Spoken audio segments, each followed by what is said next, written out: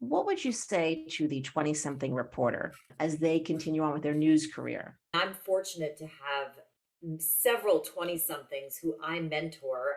I'm an adjunct professor at Columbia Journalism School, and I love teaching graduate students and then also staying in touch with them after graduation, writing the recommendation for their first jobs, asking them to send me clips. And it makes me so proud as their professor to watch them move ahead in their careers. It's really exciting and invigorating. But yeah, I mean, my advice to my students is to be yourself, be your authentic self, and never let go of that. And in being your authentic self, have that reflected in the way that you correspond and the way that you interact with people that you're interviewing. Because to me, that really is what makes a good storyteller, right? I mean, I say in my book, I'm a human being first and a journalist second, but I'm not suggesting that those two things are in conflict. I truly believe that being an empathetic person makes you a better journalist because we're telling people stories. People are trusting us with their stories. And when we can step into their shoes and try to understand what they're going through, I do think we wind up reporting a better story for the public and asking those more sensitive questions. And look, people who are listening who are in their 20s, good for you because you have grown up with a camera on your phone. So, and you've grown up on FaceTime, you've grown up watching YouTube, you have such an intrinsically better sense of what makes a good story visually than I certainly did, right? I'm 45 years old, and I think it does not come as naturally to me as it does to people who are younger because this has just been part of your life throughout, being on camera in some sort of way. And I also think that the younger generation, as news consumers, expect more authentic storytelling. They don't want to see you just try to imitate what you've seen in the past. They want to see that authentic storytelling. So yes, and then finally, the last thing I would say to a reporter in his or her 20s who's listening is really to, as much as we have to talk and as much as that is a big part of our role, I think actually a great strength for a good reporter is to be a good listener and to really listen to what people are saying to you and not just run down that list of questions, but actually make it a conversation between you and your interview subject. And try to find a mentor. I do think that mentorship is super important. And I always say that I learn more from my Columbia students than they ever learned from me. This career it can mess with your head. And I will even say, after all these years of doing this, there are times that I go, am I good at this? Am I doing okay? And so I wonder, did you ever have a crisis of confidence when you were in your 20s? Because to look at you, and people look at us and go, wow, you've got this level of success. You have a book. This book is right here on my shelf. But did you ever wonder, am I doing okay? Am I going to be okay? I am so glad that you asked this question because I do think that it's critical for us to talk about not just the successes, right, but some of the failures and the setbacks along the way. Because otherwise, just like I was just talking about, we're not giving you that full, authentic story. So I think this is a perfect time to tell you about my first job search. So I finished up, I got my master's degree at Columbia Journalism School. And at the time, I'm sure you remember this, we didn't have YouTube or Vimeo, so we actually had to send out. You remember this, Deborah? You'd have to make the copies of the VHS tape and Yes. send them out. I have mine. I have one somewhere here. I do. I Uh-huh. kept it. It's Yeah. has dust on it, Oh obviously. yeah. Mhm. Yeah, I feel like the label on mine is yellowed. But anyway, I would sit there on that 2-deck VHS player and Girl. copy after copy after copy in real time, by the way. It took forever. So I made 65 copies of this thing and I thought it was great. I put my name label on it, email, phone number, sent out. By the way, to great expense. It was expensive too, right? To mail out all these Yes. tapes. It was like Anyway, $8 a tape. And you had to buy the tapes ridiculous. too. Right. I I remember know. this very well. Yeah, I know it's really a painful memory. But anyway, so I sent out these 65 tapes and I'm just waiting for the calls to roll in. I sent them out to news directors at different stations around the country. Not the top 20, but some decent sized markets and some small ones. And I did not get a single call back. Not one. Zero calls, zero emails. What am I going to do? So talk about crisis of confidence. I've got my master's degree from Columbia. I've been working at CNN. I've got this resume tape. I want to go out and start reporting stories somewhere. And nobody is interested in having me work for them. So I called Gigi Stone, who is a couple years ahead of me at Columbia Journalism School. She's now on MSNBC. And I said, what do I do?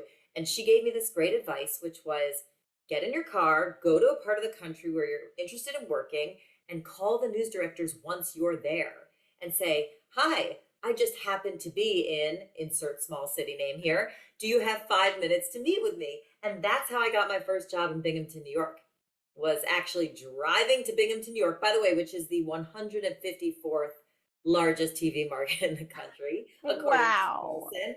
And that's how I got my first job back in July of 2000. But yeah, there were some really painful days there where I just wondered, I had put all this time and energy into this dream, and it seemed like I wasn't able to get through the door even. You know, Gigi, really, we have to thank her because you wouldn't have known to do that. And there's so many little things like that in this business. You just don't know to do these things until someone tells you to go do it. I literally have, it's in my closet right here. It was a tape that I had sent to my old news director, like 4 news directors ago, Dave Furman at News 12, Connecticut. It was not opened. I learned later on because I showed up one day. I said, hey, I'm going to be there. I'm going to be in the neighborhood. If you haven't found my tape, like I can always drop another one off. Well, he did end up hiring me freelance there. And I worked there for a few years. But years later, I'm sitting in his office and I see, is that my tape? He never opened it. It was in a pile, a slush pile on the floor. It's just so tough. It's a tough business. You started in Binghamton. Where did you go next? So after Binghamton, I went to Syracuse, New York, which is the 83rd largest TV market in the country. And then I was fortunate enough after that to get a big break, and I started at Eyewitness News in New York, and I was there Wow. for 10 years. And after that, the last 9.5 years, I've been at NBC in New York.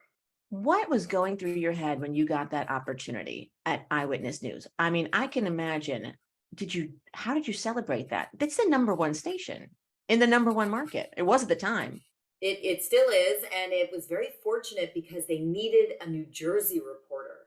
And I grew up in New Jersey, and so the timing was perfect, where I could just come right in and hit the ground running, already knowing a lot about New Jersey. So that was really helpful. And yes, I did celebrate a lot, and I also showed up to my first day at work at Eyewitness News. I was 25 years old. I was Wow. scared to even tell people how old I was. And then people would start asking me at news conferences, how old are you? And I would say, oh, I'm in my late 20s. Now, at age 45, I'm not lying about my age anymore. Right. Um, but you know what?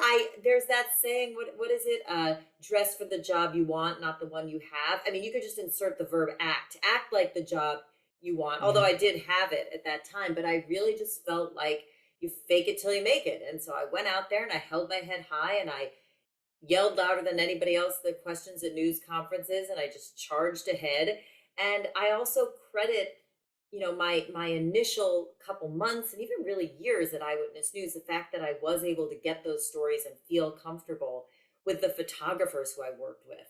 And I really think my book is also, in many ways, a love letter to news photographers who, as you know, are our partners at every scene. We have each other's backs. Their names are not on TV, their faces are not on TV, but they really do deserve equal credit. And when I was working for Eyewitness News, I worked with some incredible veteran news photographers. And I was always very open to their suggestions and listened to them and learned from them. And I do think that that made all the difference in the beginning, just knowing that they had my back.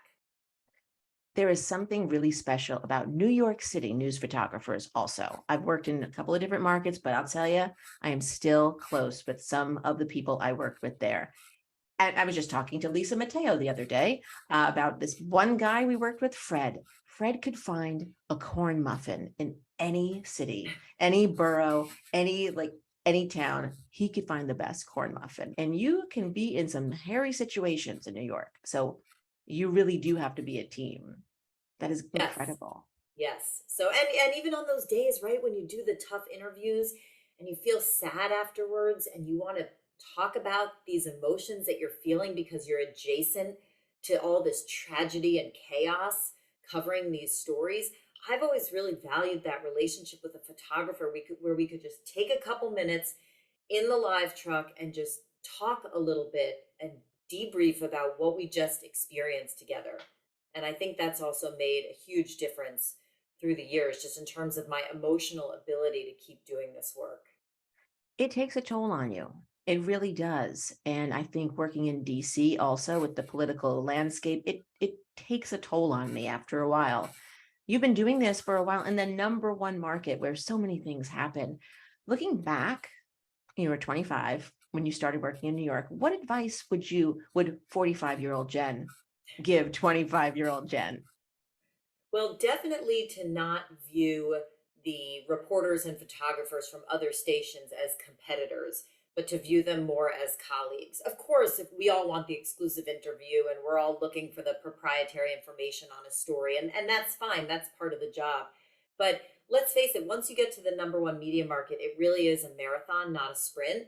And some days you're going to be late to the scene, and other days they're going to be late to the scene. And there's nothing wrong with having that collegial relationship, um, where you feel as though you can be helping each other out and at least pointing each other in the right direction, or saying, no, it's on this block, not that block, or don't talk to that person, they just yelled at me, or let's go knock on the door together because there's safety in numbers. And I did learn that very fast in New York. And I wrote a post recently where I talked about how there really is something special about the New York media market, where people genuinely do feel like the people from the other stations and the other newspapers and magazines and radio stations are their colleagues, not as much their competitors. So that's one thing. And I think the other advice that I would have given myself is that I think the way I viewed my career in my 20s was more as an individual, right? Where I felt like, okay, well, it's my face on TV and I'm writing the story, and I'm kind of moving through my professional life and I'm trying to do the best job I can. And I think in some ways I had blinders on to the larger community of news reporters or even professional women. And I think I would have done more networking in my 20s, and also probably would have sought out more mentors in my 20s. I certainly had some mentors who I encountered on the job, but I would have been more purposeful about that, because one of the things that I didn't understand at the time, but that I think is good advice for someone who's coming up now, is that the business itself will change. And we see that happening now with news, right? I mean, the way we're reporting news and just the trends on how people are consuming news are completely changing. And if you have a really solid network and people from different stations and even different industries, I think that you give yourself more options, and you also just have a greater knowledge about the larger picture and not so much your individual story every day. That is some important advice because we do have tunnel vision. And I think now that I spend my time half doing TV and half running my business, I'm realizing that. And sometimes I think back and go, oh, I think I met that person. I don't remember though. But we never established a connection because I didn't think it was important at the time. That's Mhm. exactly right. And I also think it's easy to have blinders on in this business because of the intense pressure of the deadline. And I mean, what other job? I'm sure there are other jobs, but it's unique that every single day in local news, we have to put stories out on the air. You can't just call the assignment desk and say, oh, sorry, we didn't get anything on this today. You have to deliver every single day. And I think that pressure on yourself, and certainly the photographer you're working with, it just makes it hard to see the bigger picture of the industry and other things happening around you. But yeah, I certainly do that more now. But I wish I had done it sooner and built out that network earlier in my career.